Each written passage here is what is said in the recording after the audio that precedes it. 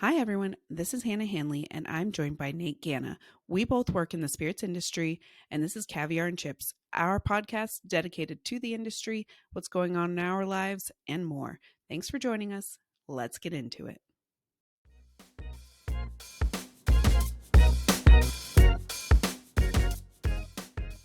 All right, welcome back to another episode of Caviar and Chips. We are so excited about our guest today, Frank Dobbins III.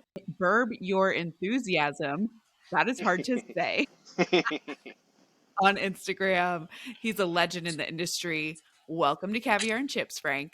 I am so happy to be here with you too. Thank you for the invite. I'm happy to talk to them. Good. Well, tell us about yourself. Tell us about your background. How'd you get into the industry?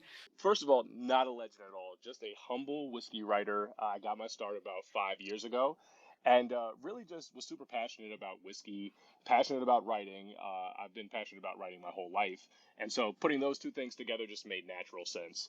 So I've been writing about whiskey for the last 5 years. I've been a judge for major spirits competitions. I've been all over the world, tasting whiskey, consulting with brands, picking single barrels that have done fairly well.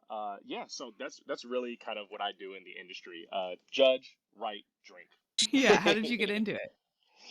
So it's funny. So I sat down at a bar one day, as one does, and the guy next to me ordered the usual, whatever his usual was, whatever his relationship with that bar and that bartender was. They had it. He knew it.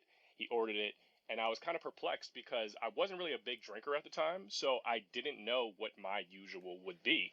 So I kind of went down the rabbit hole of trying to figure out what my favorite drink of choice would be. So I went across the spectrum of all different spirits, figured out that I liked American whiskey pretty much more than anything else to start. And from there, it's kind of been a continuing journey of trying to find my favorite, which is still ongoing today. That's Wow. awesome. And where are you from? So I'm from Newark, New Jersey, same city as Michael B. Jordan, although I've been told I'm far handsomer. I agree with that, bro. I agree with that.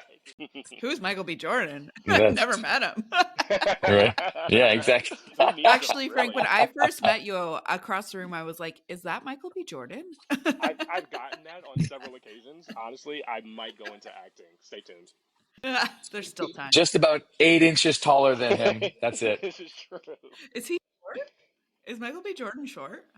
It's all relative. Yes, but Frank's also like 6'5", so there's This that. is true. That's okay. So yeah.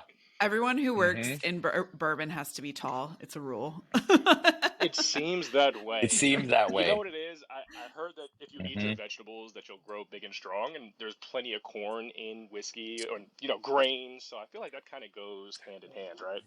I love that. That's awesome. That's And you're very just accurate. getting back from Nashville from hanging out with Nate. Are you okay?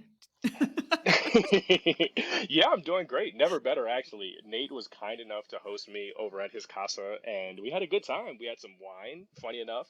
Also had a little bit of whiskey. We had some cigars, and really got a chance to have a heart to heart. Nate and I have been friends for a while now, but this is like the longest we had a chance to just kick it, the two of us. Oh my without God. without a doubt, man. And also Bobby from Bullet joined That's us, correct. Oh my which gosh. was Wish I could have been a fly on the yeah, wall. which was That is oh that's a man, that trio. guy. You should have heard the stories we were listening to yesterday, which were absolutely mind blowing. We should have him on too, Uh, man, at some Yeah. point. That guy is a world class human being. Yeah, seriously. agree 100%. And so is Frank. I mean, yeah, it's so great to see like how many amazing people are in the industry right now. And so how I met Frank was through. I mean, I guess we kind of just met online at first, Hmm. but also we ended up at Bourbon Lore together, Hmm. Mm. Correct. which was really cool. And then I knew before anybody else, maybe even Frank, that Frank was going to take the job at Uprocks because our old boy Zach called me and said, "What do you think about Frank for Uprocks?" I was like, "Wow, dude, making big moves, The best. making big moves. Good. Huge to see." What were you doing in Yeah. Nashville? What was going on down there? So I was in Nashville actually all weekend because I came into town for a little something called the Black Bourbon Run, which was founded by a good friend of mine. His name is Paul Holmes. He goes by the Black Bourbon Maverick on Instagram.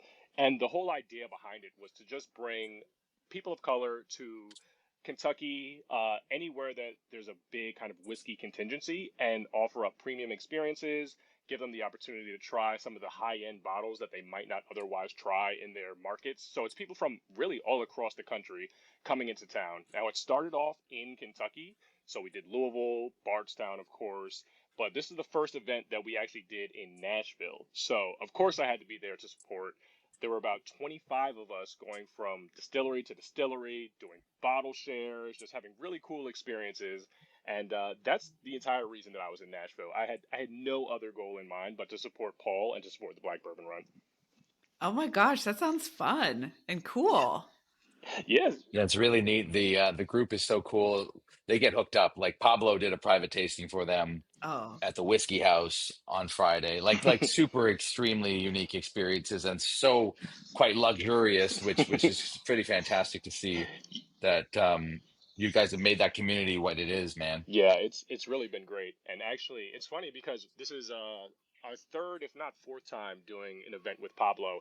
At the last event that Pablo hosted, it was at Mr. Tubbs in Bardstown, and being the consummate showman that he is, he decided that he was going to bring a kilo of caviar for us to enjoy. So obviously, we were missing you guys there. We had chips, we had caviar. Where were you?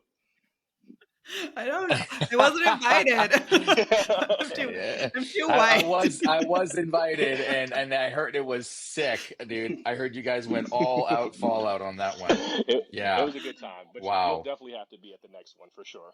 They're like, "What's this white girl I doing can't here?" wait. I was like, "I don't know." I'm like, "I don't know." Actually, it's funny you say that because Oakley Spirits is a white girl as well out of the West Coast, and she was the host this weekend. That Oh, is all right. correct. That is correct. We Yes, we yes, yes. we are certainly open to What? other colors. Yeah.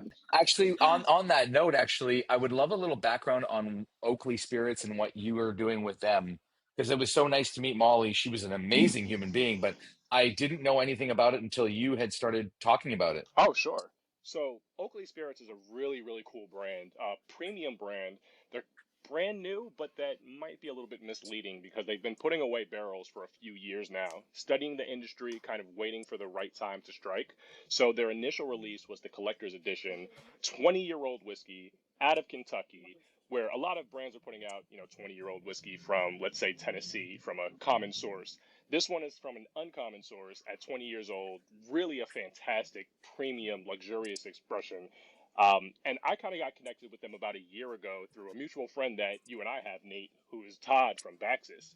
And he told me that this woman had this incredible source of liquid and that I really needed to connect with her. And so I did. I reached out. We've had several conversations. And actually, upcoming, I will be doing a little bit of blending with them on a project that they're working on to be released later this year. Cool. Congratulations. Thank you, sir. Wow. That's super well deserved. Huh. Yeah, so That's Yeah, they were really neat. I'm really excited about them. I've never heard of them. That's cool. Yeah, Yeah. we'll have to get you a taste, Hannah, for Really sure. cool, really small niche. Yeah, really neat. And then Liquid Ministry was here as well. Are they also from Nevada? No, so Liquid Ministry, they're actually based in Florida. And I'm not quite sure how long they've been around, but they have been doing a few events with Black Bourbon Run. They were at our last event in Kentucky as well. And I just love what they do. I kind of describe it to people as like wrapping paper or like luxury wrapping paper for your whiskey because everyone in the whiskey industry knows about swapping samples and sharing your bottles with other people. So what they do is they create kind of these carrying cases for your whiskey that come in different colors. You can get them etched with your brand on it or your favorite whiskey brand on it. Share it with your friends, keep it at home, fill up your own bottle and take it with you if you go to a bottle share, whatever you want. It's just such a cool idea. And so to have them there for the last few events was super cool. It was great to see. Yeah, we love Todd from Baxis. Oh, that Wonder is how they're doing. fantastic. He's What amazing. are they up to? Yeah, we should have him on too. Absolutely, yes. Totally. Well, Frank said that they're doing really well, Oh, so I'm happy to hear that. good. Oh yeah, they're Good. they're Yeah, they're crushing it. They're doing all sorts of cool tech stuff that is way above my pay grade, but I love to see AI and whiskey, that's dude. awesome. I'm over here like chat GBT, make me a grocery list. it. I'm just trying to figure out if we can get That's so good.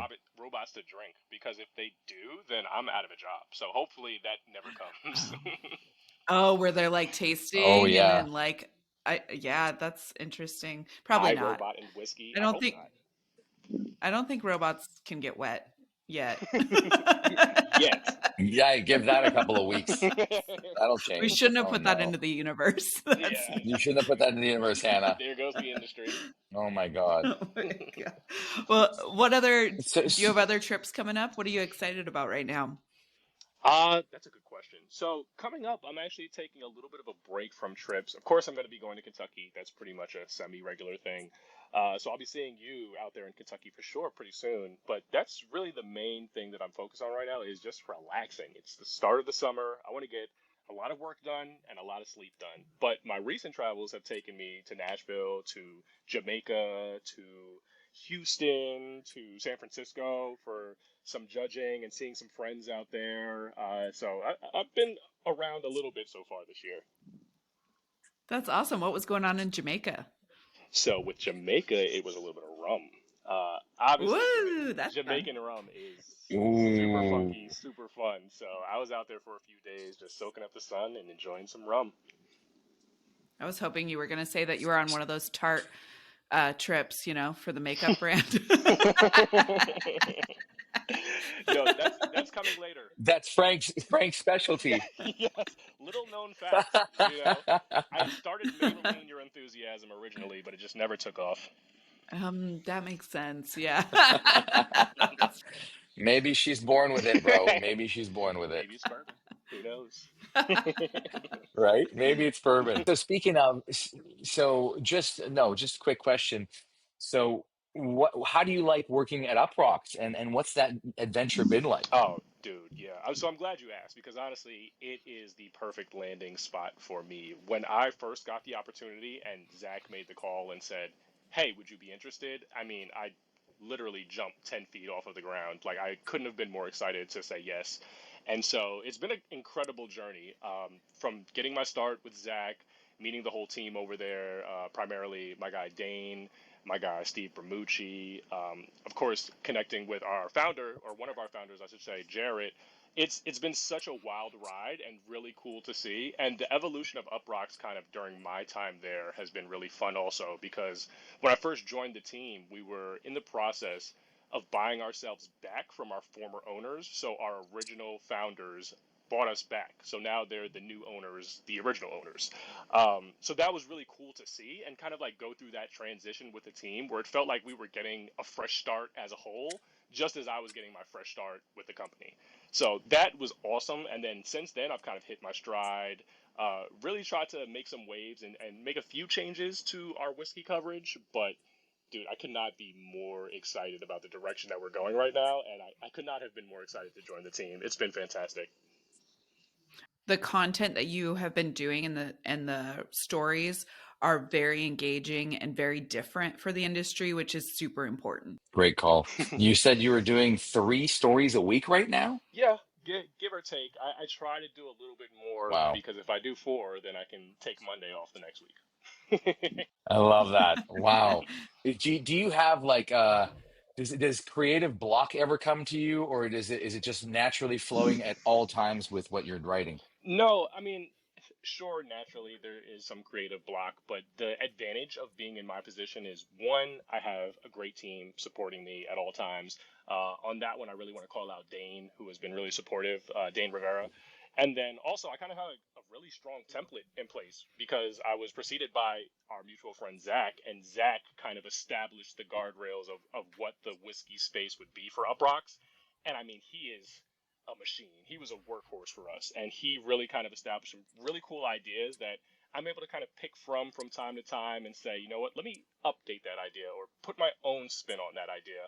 So there is some creative block at times, but whenever I reach that point, I can kind of go into the reserves of some of Zach's old ideas or Dane's ideas. So it's really helpful to have that team. Yeah.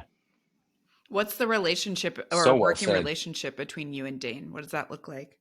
So Dane and I really are constantly collaborating on ideas. He primarily covers our agave spirits, so there's some crossover there where we can kind of do similar lists that aren't talking about the same expressions or the same brands. So him and I have pretty much a weekly conversation of what's going on, updating each other on what we're doing on our respective ends, and trying to figure out how we can continue to crush our coverage. What does an normal day look like for you? You have a morning routine? How do you balance your schedule? Okay, so there isn't really a normal routine, but this is probably the most normal routine is wake up, scroll on social media like an average American, grab my coffee, which I like black. I have no cream, no sugar. Have a little coffee. Hopefully, have a little breakfast, and then from there, it's probably off to the races with tasting and writing. So I try to wake up around 6 o'clock, and then I'm definitely at my laptop, either answering emails, which I've been bad at lately, or writing articles before 9 o'clock, and then writing from about 9 to 1, have a call with Dane after that, and then if there's any other writing that needs to be done, try to wrap that up by 3, and then yeah, go about my business. Nate's not a morning person. Yeah, I don't know wow. if you knew that. And so, I just freaked out hearing 6 a.m. I was like, wow, that's about 3 hours too early for me. Maybe two now. I'm getting better. But holy smokes, dude. That's Frank, you wild. and I have You don't lived mess around. whole lives before Nate even wakes up. Oh, 100%. I've Nate. actually lived I've actually 100%. lived 6 lives by the time Nate wakes up. I can't even argue that. Honestly, I just can't argue that. You're not wrong. It's wild what you guys do, and Frank doesn't have kids, so I don't know what his excuse is for getting up at such an ungodly hour. To be honest with you, You know what? Not only does it feel good, wow. but also, so most of our team at Uprocks is on the West Coast. So not only am I getting a jump on them because of the time zone difference, but I'm getting like a super jump on them. By noon, I'm pretty much wrapped up with everything that I'm doing, and they're just getting out of bed, and I just like that feeling. You're the one sending the emails. I work with the UK team. I work with like East Coast a lot. Like getting the emails at like 2 a.m. and I'm like, oh my God. Okay. Although I will say I did have a really good call the other night at 2 in the morning with Kieran from Dalmore Wow. because it was like 8 in the morning in Scotland and he was coming home from the gym. And so we were having a really effective call, but my girlfriend was sleeping and I was like, oh my God, like I'm actually talking to someone at 2 in the morning about like physical work, which has got to be one of the, that only happens in the Asian and Scottish markets where you get those kinds of calls. But I'll work 24/7. I don't care. I'll workhorse it. I don't care, man. And if you know Kieran and I know you do, Frank, Hmm. and I love him to death. We're very close, but I can openly say he's easily the worst person I have to communicate in the industry with. Period, and he knows that too. So that's a okay. God bless his soul. Kieran is amazing, and I think honestly, so we were talking about robots and whiskey before. I think that he's one of those machines. So I might have to check him for circuits or for like a plug or something like that. He works really, really hard. So I'm not sure that he's a Don't know how he does it. He's an Yeah, I actual don't know how he robot. does it. human.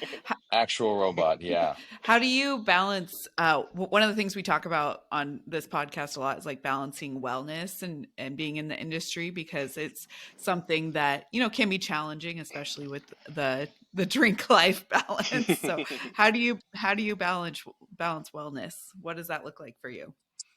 Well, for me, honestly, I think that the number one thing, aside from hydration, mindfulness, getting plenty of rest, the number one thing that I try to encourage people to do, even when they're drinking in a casual setting, is to spit. I feel like that's something that through judging and through tasting for Uprocks, I really got in practice of doing. Waking up at 9 a.m. and drinking 140 proof bourbon is just not a good way to live your life. It's not sustainable. So when I'm drinking and Do you recording hear that, tasting Nate? notes, do you hear that, I'm listening. Nate? I'm listening, and I'm down legitimately like 80% of my alcohol intake from last year, which I Wow. needed so badly. It just yeah, I just needed to get healthier. It was just a little crazy how much I was taking in and not spitting. Yeah. So kudos to you guys for doing what I wasn't doing. Yes, please take the notes because I try to encourage everyone. I mean, so you want to enjoy the taste of alcohol. Yeah. I know very few people who are in this industry who prefer to get drunk over the preference for the taste of alcohol. So, we're drinking these incredibly nuanced and well-made whiskeys, and if you want to enjoy all of those flavors, you want to maintain as much lucidness and presence of mind as possible. So the number one way to do that is by spitting. What is you've judged in a couple different competitions, obviously, and we're super excited to have you on the IWSC Kentucky panels coming up in June. Yes. What is your favorite part of judging? And yeah, tell us about that. I'd say for me, it's trying new things completely blind. I mean, that's kind of the entire thing about judging is that you don't want to have any sort of bias going in. You want to just be able to appreciate something on its own merits. So being able to have new brands, which a lot of new brands enter the spirits competitions, which it's really beneficial for them for sure. But it's also beneficial for everyone who is in the industry, everyone who's judging, to be able to experience them, to be able to enjoy them, and then to be able to sing their praises because I feel like there's two benefits of entering spirits competitions from a brand perspective. There's the fact that you could win an award and then you could get accolades and be able to talk about that in your marketing. So it's really beneficial from that standpoint. But also, you're kind of building an influencer base in a way. I mean, you're really building brand acolytes who will then turn around and sing your praises and will be supportive of you because they were able to enjoy it in a sterile environment and say, you know what, without any preconceived notions, like I really love what this brand is doing. So it's really beneficial for brands, but from my perspective as a writer, as a judge, it's really exciting to kind of see those hidden gems and find those brands and then be able to talk about them with other people because I might not have otherwise tried them. Really well said. And on that note, I know that I try a lot of stuff per year, but you must try a boatload of stuff per year, just being in not only judging, but in writing. Yeah, it's kind of fun. I really feel like I tell people all the time, I have so much alcohol at home. I try my best to give it away to friends. I think this year I'm going to start giving it away to my enemies just so that I can get it out of my house. And maybe I'll make more friends that way. Who knows? But yeah, I get to try a whole bunch of stuff, which is really cool. And it kind of fuels the reason that I got into the industry in the first place, which is to find good whiskey. You have enemies? I have questions. Well, Michael B. Jordan doesn't like that I keep talking down on him, so he's number one for sure. I hope you like I see hope this him. leads to him finding out about you and you become best You friends. guys are gonna like see each other in Newark at some point at the airport and then be like, it's like gonna be a Freaky Friday. It's gonna be the Spider-Man meme where he points at Yeah. me, I point at him, and it's like, yeah, okay, I see you, Michael.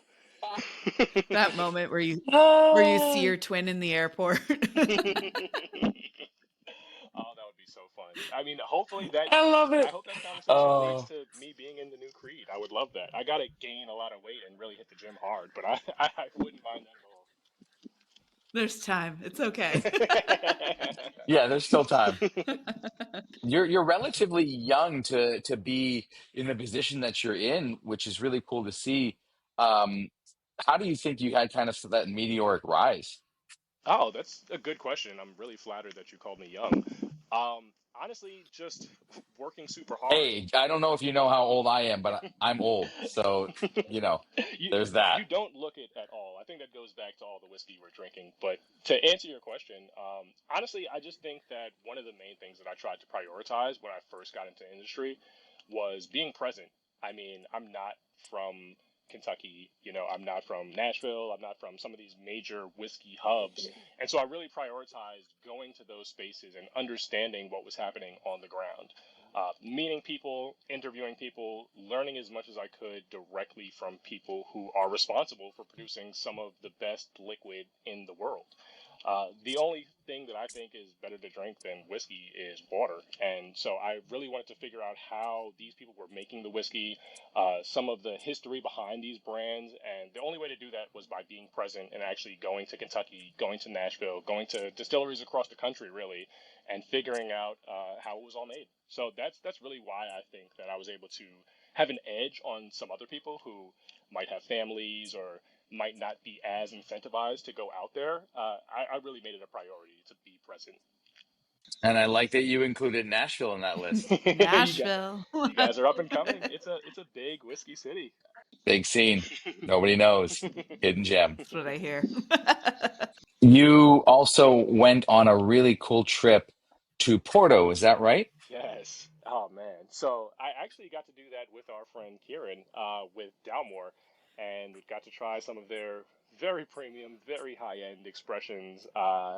Overlooking the beautiful waters of Porto in Portugal, going to the Douro Valley and experiencing some extremely incredible Portuguese wines and port wines. It was a special time. I really have a soft spot in my heart for that place now. That's so cool. Was that a press trip or Wow. what Yes, was that? it was. Thankfully, I didn't have to self fund Okay. that one. That was Uproxx Okay. coming in handy. What, is that the coolest trip you've been on with Uprock so far? So it's funny you ask. I would say that it's definitely up there. But when I first got the job with Uproxx, Zach explained to me that he had a trip in the pipeline that he would no longer be able to attend. And so I was like, oh, cool. Just first week on the job. Great. What you got for me? Let's go. And he was like, so it's going to be a cruise to Mexico and Belize for a week. Are you in? And I was like, can I curse? Like, What? yes, hell yes, absolutely, I'm in. So that was one of the cooler trips that I had taken, not just because I got to go to Mexico and Belize and it was a cruise and it was fantastic, but I was also joined by the head blender for Buffalo Trace, Drew Mayville, who was on this cruise as well with his wife, his lovely wife. And so being able What? to hang out with him, his wife, drink everything on the boat, see these incredible locales, and have that be my first kind of assignment for Uproxx, I was like, oh yeah, I made the right decision. What was the story assignment? Wow. Wait, what? Yeah. What? Whoa. Whoa. it was a good time. Back up. It Wow. was okay. Just I gotta. casually drop that in I there. know, like Yeah. what? I gotta. I mean, Okay, could you that's imagine joining a job and then they're like, hey, we really really need you to go on a cruise right now? I mean, yeah, sure. If whatever you say, I'm down for the company. Absolutely. Nate. What the heck? Wow. I'm missing out here, man. Whoa. I'm getting shafted. I need to call somebody. I don't know who I need to call. I need to call Frank and complain to Frank. There's an HR department in Frank's company here because that is crazy. I'd like to speak to What? HR, Nate. Yeah, seriously. I would also like to speak to HR. That's ridiculous. As your first gig? Oh my God. Yeah. So that was a lot of fun. That's That was awesome. Can't be better than that. Yeah, that was March of last year. So yeah, so my time at Uproxx is just past a year. So that was a fun one to have as a first trip. I was gonna ask that. I was like, I think it's. I feel like it hasn't been very long, and you've gotten to do so many cool things. Yeah, it's that's been honestly one of the bigger perks of the job is being able to travel because it fits into what I was already trying to do and wanted to do and love to do. So I have a problem saying no, especially when it's a region that I haven't been to before or it's somewhere where I have a chance to kind of dig deeper. I'm all for it because I feel like that is the fast track to learning. So yeah, that was a super cool first one. What are some like what are some trips or brands or things like that that you would want to do in the future? What's on your like manifestation goals? I'd say at the top of the list, honestly, is going to Mexico. I have yet to be to a tequila distillery or anyone who distills agave. I've been to Oh, I've been to different distilleries where they source agave and they produce agave, but to be able to go to tequila and to taste through some of the agave directly at the distillery, that is probably number one on my board right now. Oh my gosh, cool. Okay, we're wow. manifesting that for you. We'll Yes, it's find a happening. tequila brand. Yeah. It sounds like Dane can Holy maybe smoke. help. Maybe you can be Dane's plus one with Oh, that his would be trips. fantastic. Yes. For real. That's going to be part of our call today for Wow. sure. Yeah, tequila is on the rise like crazy, but also the quality of tequila that's coming out is just unbelievable right now, man. Oh, yeah.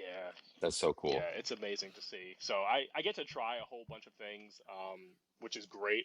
Luckily, Dane is such a savant when it comes to agave spirits, so I don't have to do much coverage on that end. But I mean, I'm really into the spirit itself and would love to dive a little bit deeper. I saw on your Instagram you got sent the last drop from Drew also. Yes, So that is correct.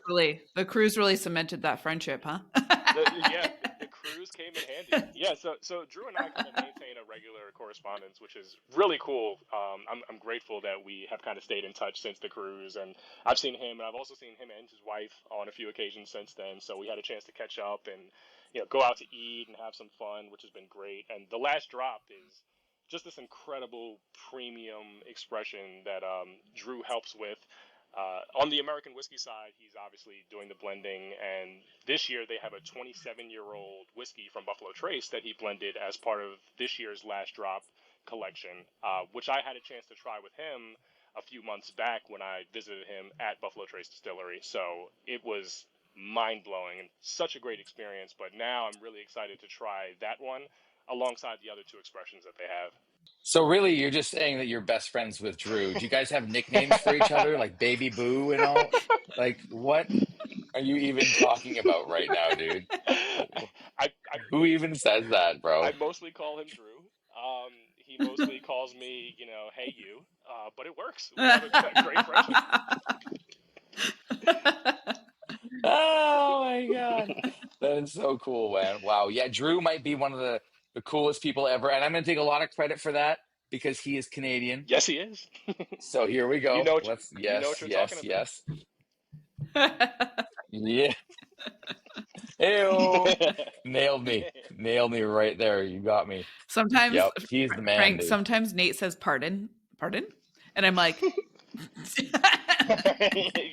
just snicker. You can see the maple syrup coming out of his mouth. I'm like, oh, okay. Your Canadian is showing. I'm sorry, Nate. I'm And sorry. the roast hour of Nate has just I'm begun. sorry, Nate. Love you, buddy.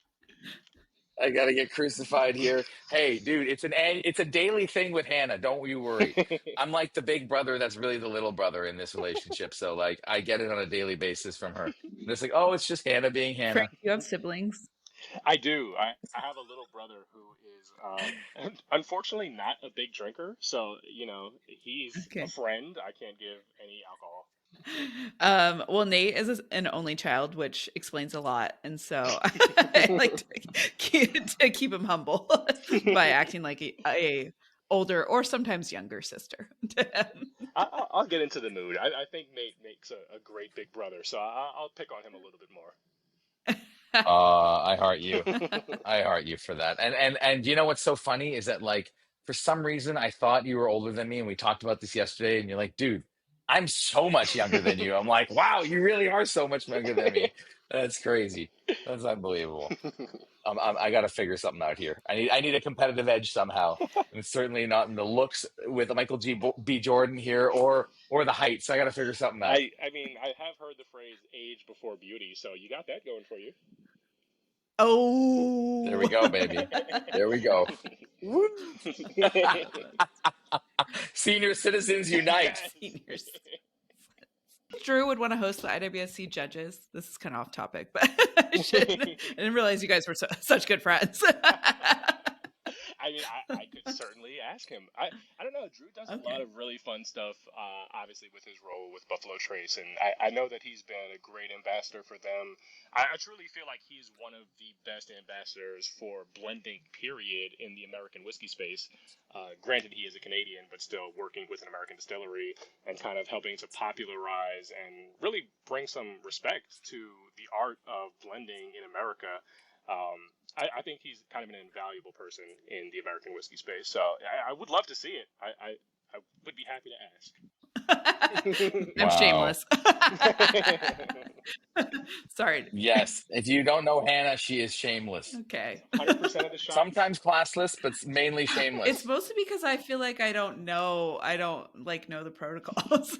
I feel like the bourbon industry is like going into like the Royal Palace or something. I'm like, I'm sorry, I didn't know that I was supposed to curtsy first. How would I know that?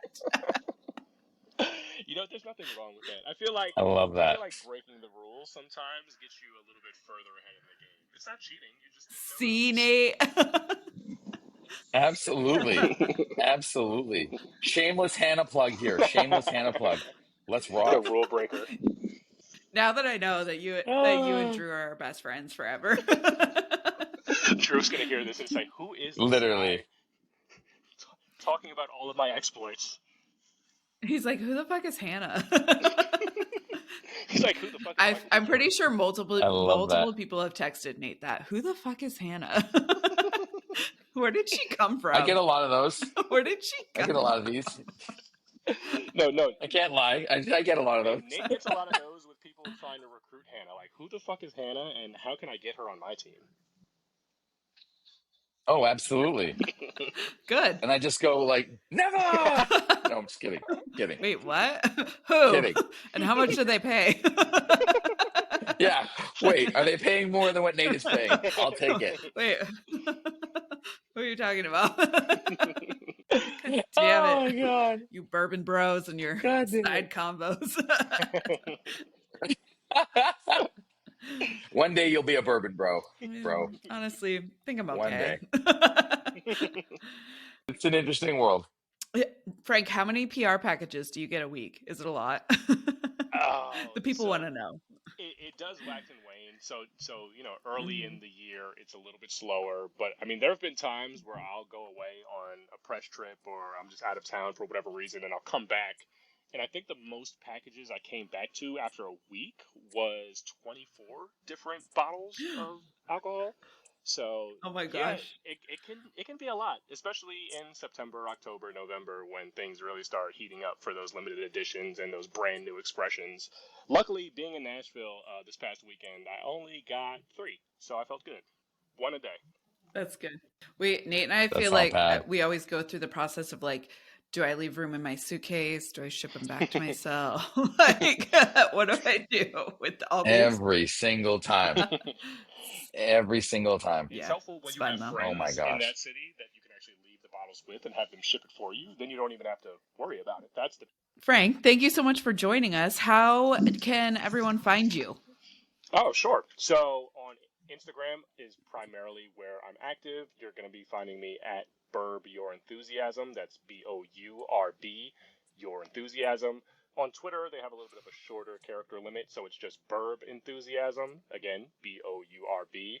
I'm also on TikTok, but I'm not really on there that often, so I'm one of those two things on TikTok. And other than that, you can probably find me at Nate's house drinking his wine. Were you guys drinking Hess? Drinking the Were wine. you guys drinking Hess? Yeah, we went to Hess and we went to Timeless, Oh my Yeah. gosh. which was Frank, isn't the Timeless good? It really was. I was so sad I had to leave a little bit early because I was enjoying the heck out of that wine. That was my favorite thing that we had in Napa. Yeah, it's so good. Thank you so much for joining us. We love having you and come back anytime. Absolutely. It was such a thank you so much, Frank. You're the it man. was such a pleasure. All right, Thank you too for having me. we'll talk soon. Absolutely. Cheers.